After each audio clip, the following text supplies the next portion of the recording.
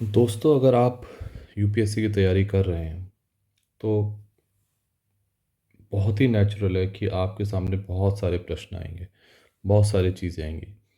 मैंने अपनी प्रिपरेशन करी थी and I gave 4 mains and मुझे भी ऐसे बहुत सारे क्वेश्चंस आते थे।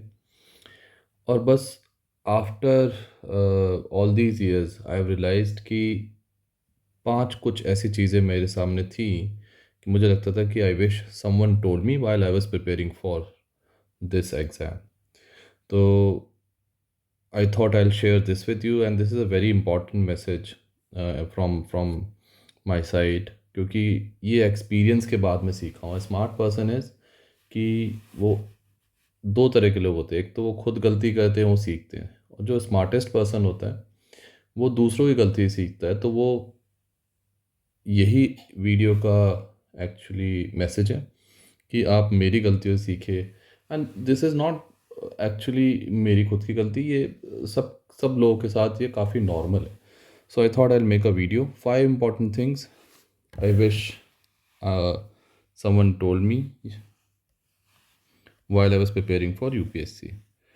नमस्कार फ्रेंड्स, मैं हूं एनबी। आप अपने चैनल यूपीएससी पीसीएस क्यूडा पे आ गए हैं। एंड अगर आप फर्स्ट टाइम आए हैं तो प्लीज़ सब्सक्राइब करें एंड वीडियो को लाइक करें अगर आपको अच्छा लगता है। तो चलिए सबसे पहले टिप की तरफ चलते हैं।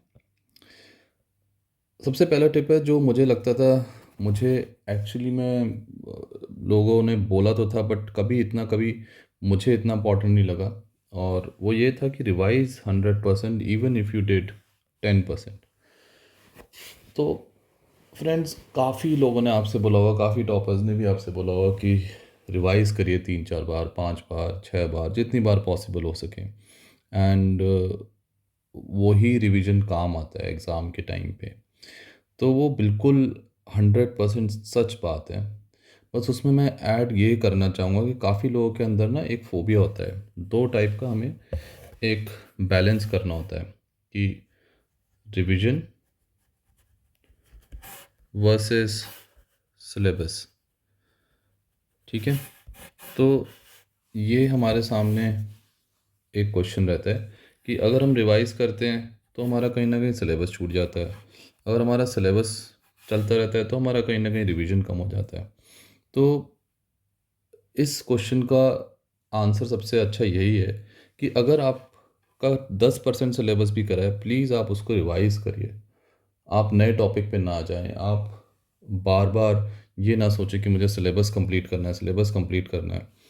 देखिए, इस सिलेबस कंप्लीट करने के चक्कर में काफ़ी लोग की यूपीएससी में पंचवर्षीय योजना निकल जाती है, ठीक है? लेकिन सिलेबस कंप्लीट नहीं हो पाता है।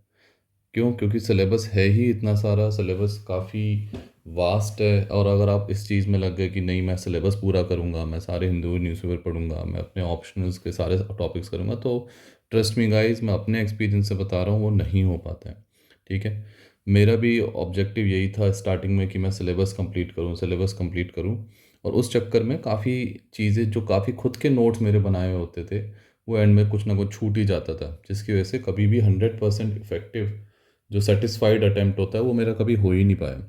मेरा हमेशा इंटरव्यू में 20 से 25 मार्क्स की वजह से रह जाता था। एंड ट्रस्ट मी, अगर वो रिवाइज कर लिया होता instead of running after syllabus, syllabus के हर एक पॉइंट को कंप्लीट करने के बजाय अगर मैं रिवाइज करता रहता चीज़ें, तो मेरा ज़्यादा आउटपुट आता। तो प्लीज़ इस चीज़ को याद रखिए कि जब तक आप रिवाइज़ नहीं करेंगे किसी चीज़ को 3 4 बार, तब तक आपका प्रीलिम्स हो या फिर मेंस हो या फिर इंटरव्यू हो, आप वहाँ पे एक अच्छा आंसर, अच्छा अटेम्प्ट नहीं कर पाएंगे। तो इवन आपका सिलेबस कम हुआ हो, आप प्लीज़ उसको 10 बार रिवाइज करिए, 3 बार रिवाइज करिए, जितनी बार रिवाइज कर सकते हो उसके रिवाइज करिए, अनटिल अनलेस वो आपके माइंड में क्लियरली बैठ जाए। ठीक है? तो ये थी tip number 1। Let's go to second mistake which I did. And वो काफ़ी इंपॉर्टेंट भी है। काफ़ी लोग इसको अगेन काफ़ी लोग बोलते हैं, but I thought I should री एम्फसाइज दिस कि do a lot of net practice before you play the match. ये मैं थोड़ा सा क्रिकेट से रिलेट करने की कोशिश करी है कि जब आई रिमेंबर कि मैं I use to go to stadium, मैं क्रिकेट खेलने स्टेडियम में जाता था एंड वहाँ पे कोचिंग होती थी एंड ट्रस्ट मी गाइस, 3-4 महीने तक उन्होंने केवल मुझे नेट्स में बॉलिंग कराई थी। I use to be a fast bowler, seam bowler था मैं। तो मुझे केवल नेट में प्रैक्टिस ही कराते थे, बस कैच प्रैक्टिस, बॉलिंग प्रैक्टिस यही होता था। मुझे कभी मैच खिलाया ही नहीं स्टेडियम में। क्यों? क्योंकि जब तक आप नेट प्रैक्टिस नहीं करोगे, आप मैच में परफॉर्म मुश्किल है बहुत करना। और यहाँ पे नेट प्रैक्टिस हमारा किससे मतलब है? टेस्ट सीरीज से, ठीक है, आंसर राइटिंग से। तो ये टेस्ट सीरीज आंसर राइटिंग आपको करनी ही करनी पड़ेगी। आपको उस माहौल में जाना पड़ेगा कि जब आप 3 घंटे क्लासरूम में बैठो और आपको एक थोड़ा सा प्रेशर फील हो कि मुझे 3 घंटे में 250 मार्क्स का पेपर अटेम्प्ट करना है, ठीक है, एक अच्छे क्वालिटी आंसर्स के साथ अटेम्प्ट करना है। तो तभी आप जो मैच होता है यानी कि यूपीएससी का डी डे यानी यूपीएससी मेंस का एग्ज़ाम आप लिखते हो, तब तक आप मैच में परफॉर्म नहीं कर सकते, ठीक है। यही एक क्वेश्चन काफ़ी लोग आता है कि why do engineers pass a lot in UPSC. शुरू के कुछ अटेम्प्ट्स में वो लोग निकालने में काफ़ी सक्सेसफुल होते हैं। और मैं हमेशा एक अपने फ्रेंड को बोलता था कि इंजीनियर्स और इनफैक्ट जो लोग आईएम्स में जाते हैं, आईआईटी में जाते हैं, उनके पास एक एडवांटेज ये रहता है कि वो जो भी अपनी एजुकेशन स्ट्रीम में जाते हैं, भले ही आईआईटी हो या आईएम का कैट हो, वो लोग एक एक एग्ज़ाम दे के ऑलरेडी आए होते हैं। वो एक प्रेशर झेल चुके होते हैं कि आपका कंपटीशन में बैठने का एक्सपीरियंस कैसा होता है, ठीक है। वो एक्सपीरियंस जैसे आर्ट्स के लोग होते हैं या फिर यूजुअल बीकॉम बीएससी ऐसे कोर्स के लोग होते हैं, उनको वो एक्सपीरियंस नहीं मिल पाता है। वो कंपटीशन में नहीं बैठ पाते हैं। अगर कट ऑफ के बेसिस पे, 12th के कट ऑफ के बेसिस पे आपने ग्रेजुएशन ज्वाइन करी है, वो आपको कंपटीशन कभी मिला ही नहीं है, तो आपको वो एक्सपीरियंस ही नहीं हो पाता, आप सीधे मैच खेलने चले जाते हो, ठीक है। वो भी पर्सपेक्टिव है इसी में। तो please guys, do lot of test series, अपने आंसर लिखने की कोशिश करिए, ट्राई करिए कि कोई एक अच्छे इंस्टीट्यूट की टेस्ट सीरीज़ भी ज्वाइन कर सकें, तो वो बहुत अच्छा हो जाएगा। अगर आपके सामने फाइनेंशियल कंस्ट्रेंट्स है, आपको बजट अलाउ नहीं करता है, तो अपने आंसर्स लिखिए ना, अपने ग्रुप में शेयर करिए, अपने फ्रेंड्स को दिखाइए कि कैसा आंसर है, कैसा है, क्या इम्प्रूवमेंट इसमें हो सकता है, क्या फीडबैक है, क्या उसको आपकी लैंग्वेज समझ में आ रही है, या फिर कहीं ऐसा तो नहीं है कहीं आप डिफ़िकल्ट लैंग्वेज यूज़ कर रहे हैं। तो ये सब चीज़ें आपको फीडबैक मिलते हैं टेस्ट सीरीज़ में, आपको मिलता है, टेस्ट सीरीज़ करने से ही मिलता है। तो ये बहुत ही इम्पॉर्टेंट पॉइंट है, इसको प्लीज़ इग्नोर ना करें।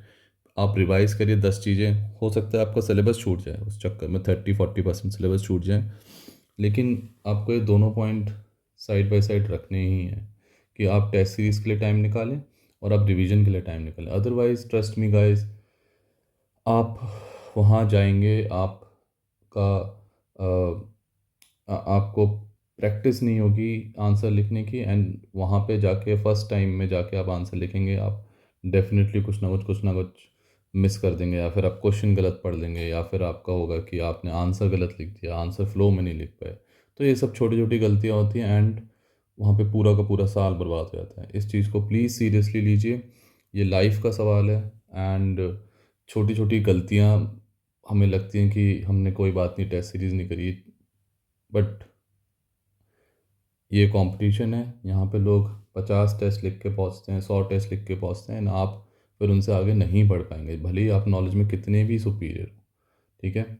तो इस चीज़ को प्लीज़ आप याद रखिए।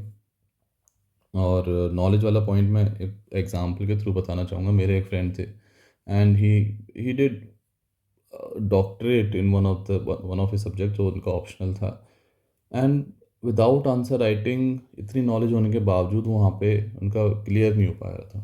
क्यों? Because trust me, it's not a game of knowledge. ये नॉलेज का गेम है ही नहीं। नॉलेज एक सबकी, जो भी सीरियस एस्पिरेंट होते हैं उनकी सबकी नॉलेज बराबर है, सारे सब लोग सेम रिसोर्सेज से बढ़ते हैं।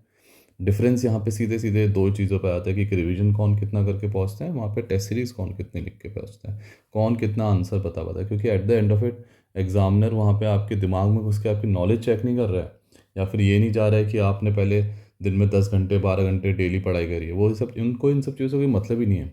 आप 3 घंटे डेली पढ़ाई कर रहे हैं लेकिन वहाँ पे आंसर बहुत अच्छा लिख रहे हैं, तो उनके लिए आप चैम्पियन हो, राइट? वो जिसने डॉक्टरेट कर रखी है उनको उससे मतलब ही नहीं है, अगर वो वहाँ पे आंसर नहीं लिख पा रहे। तो इस चीज़ को प्लीज़ आप अपने जहन में रखिए, इस चीज़ को प्लीज़ इग्नोर मत करिए कि you have to do a lot of net practice before you actually go in the field and play the match, right?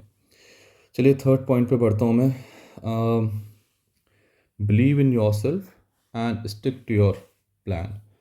ठीक है, देखिए बिकॉज एग्ज़ाम का जो पीरियड होता है फेबररी मार्च में फॉर्म भरना, नोटिफिकेशन आता है, फॉर्म हम भरते हैं, ठीक है, उसके मई जून में आपका प्रीलिम्स होता है, फिर सितंबर अक्टूबर टुवर्ड्स द ईयर एंड आपका मेंस होता है, उसके बाद आपका इंटरव्यू होता है। तो बहुत ही लंबी साइकिल है, ठीक है। First reason is this. Second reason is कि आपकी सिलेबस बहुत लंबा है and you have to tackle 8-9 different fields, सारे सब्जेक्ट्स वगैरह मिला के, सब कुछ मिला मिलू के आपको 9-10 चीज़ें आपको टैकल करनी पड़ती हैं एक साथ। तो you have to make a plan.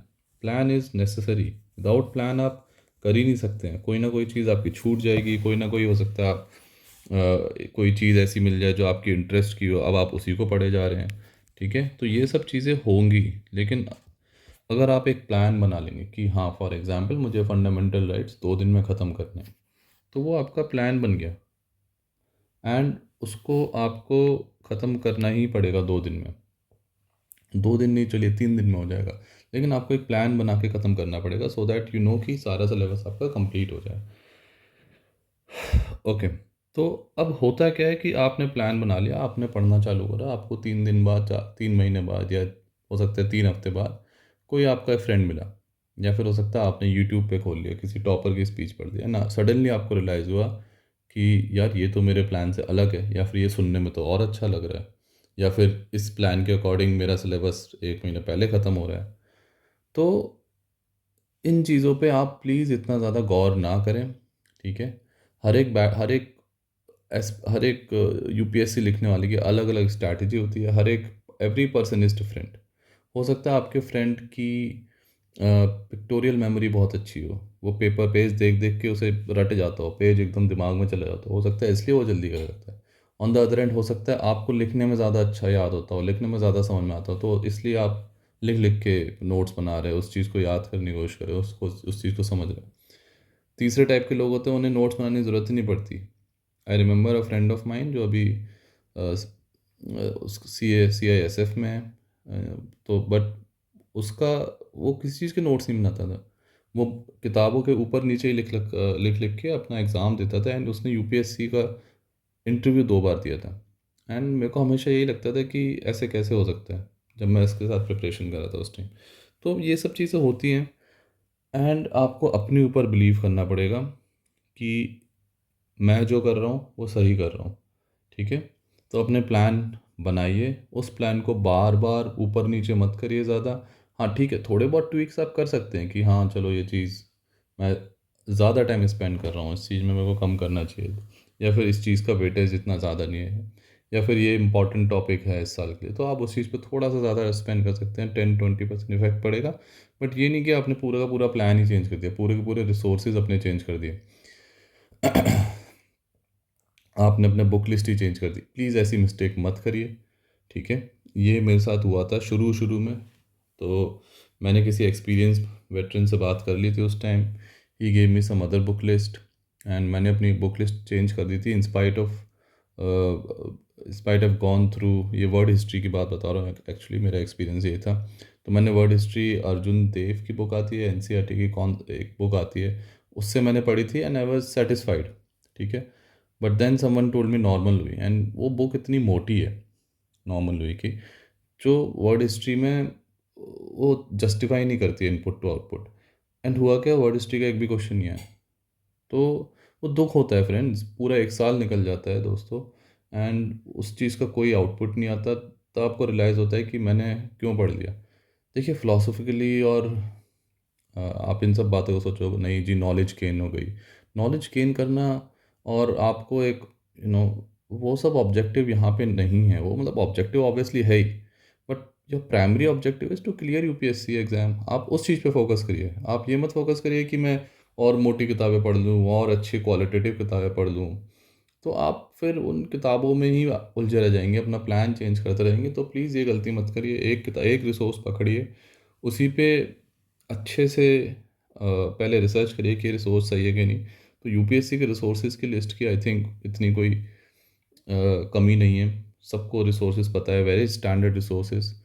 तो उन्हीं को आप स्टिक करिए, उन्हीं को पढ़िए, और उनको रिवाइज करना पड़ेगा आपको बार बार। अपना प्लान बना के रखिए एंड अपने प्लान में सब कुछ इंक्लूड करिए, ठीक है। आपका बेसिक रिसोर्सेज, आपका advance resources, then revision and then test series. तो ये पूरी चीज़ें आपके प्लान में होनी चाहिए विद डेट वाइज, एंड उस चीज़ को आप अपने साथ रखिए एंड अपने आप में विश्वास रखिए कि हाँ, मेरा प्लान से मैं सक्सेसफुल होऊंगा।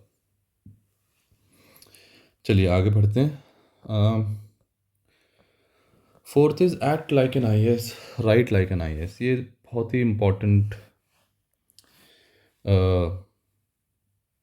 टिप है एंड बहुत ही इम्पोर्टेंट ट्रिक है ये। मुझे एक्चुअली मेरे फादर से बात हो रही थी उस टाइम, एंड तब वो बातों बातों में I and I realise this is very important. देखिए फ्रेंड्स, कहने को तो आप एग्ज़ाम की तैयारी कर रहे हैं, आईएएस की या पीसीएस की, बट आपको उस प्रिपरेशन के दौरान ही आपको यू शुड फील लाइक कि हाँ, अगर मैं आईएएस ऑफिसर होता तो मैं इस चीज़ को कैसे टैकल करता, या फिर मैं कैसे आंसर लिखता, ठीक है। मसलन मैं आपको एग्ज़ाम्पल दूं, अगर फॉर एग्ज़ाम्पल कहीं पे अगर बाढ़ आ जाती है, ठीक है, या फिर कहीं पर कुछ लेट्स से कोई फॉरेक्स के रेट ऊपर नीचे हो गए, या फिर कोई शेयर के प्राइस ऊपर नीचे हो गया, या फिर इंडियन इकॉनमी पे कुछ नीचे ऊपर हो गया, ठीक है। तो एक जनरल पर्सपेक्टिव वाला पर्सन क्या कहेगा कि हाँ जी, इतनी बाढ़ आई और हज़ारों लोग की ज़िंदगी तबाह हो गई, ठीक है। या फिर सॉरी, फॉरेक्स रेट इतना मूव हुआ और इतना लॉस हो गया इंडिया के फॉरेक्स रिजर्व्स में, ठीक है। हज़ारों का लॉस हो गया, करोड़ों का लॉस हो गया, वो ऐसी लैंग्वेज यूज़ करते हैं, ठीक है। हज़ारों की, करोड़ों की, there is no specificity to anything. किसी भी चीज़ को स्पेसिफिक कोई डिफाइन नहीं करता है। बट अगर आप वही बात किसी आईएएस से पूछेंगे, आप टीवी वगैरह पे इंटरव्यू देते हैं, देखते हैं, या फिर कोई रिपोर्ट पढ़ेंगे जो किसी आईएएस ने लिखी है, फ्रेंड्स वो चीज़ बहुत स्पेसिफिक होती है, बहुत ही लॉजिकली रिटर्न होती है, एंड आप उस चीज़ को आप देख के समझ जाएंगे कि हाँ, ये किसी एक इन्फॉर्म्ड पर्सन ने लिखी है। एक आईएएस का इंटरव्यू आएगा, वो बताएगा कि हाँ, बाढ़ में 4,623 लोगों का घर तबाह हो गया, या फिर आपका आरबीआई का फॉरेस्ट का रिजर्व 923 करोड़ कम हो गया, इस टाइप से चीज़ें बताते हैं, ठीक है। तो एक स्पेसिफिक अप्रोच होती है हर एक चीज़ की, एक लॉजिकल अप्रोच होती है। आप केवल एक टी साइड कॉन्वर्सेशन या फिर एक जर्नलिस्ट, बिल्कुल एक उस टाइप की कॉन्वर्सेशन करके आप आंसर नहीं लिख सकते, आप प्रिपेयर नहीं कर सकते। तो that is why I always say कि write like an IAS, and तभी आपको वो मार्क्स मिलेंगे मेंस में, तभी आपका इंटरव्यू में भी आपको अप्रिसिएशन होगा। Because once you feel like that हाँ, you are an IAS officer और उस चीज़ को मैं कैसे टैकल करता, उसी चीज़ को मैं ऐसे रिपोर्ट में लिखूँगा, तभी आपको प्लीज़ इस चीज़ को समझिए। आप ऐसे सर्विस में जाना चाह रहे हैं जहाँ पे आपके कंधों पे बहुत भार होगा, आपके चारों तरफ मीडिया होगी इधर उधर, एंड आप नहीं इस टाइप से बोल सकते कि हाँ, इतना हो, अप्रॉक्सीमेट ऐसा हो गया, अप्रॉक्सीमेट ही हो गया।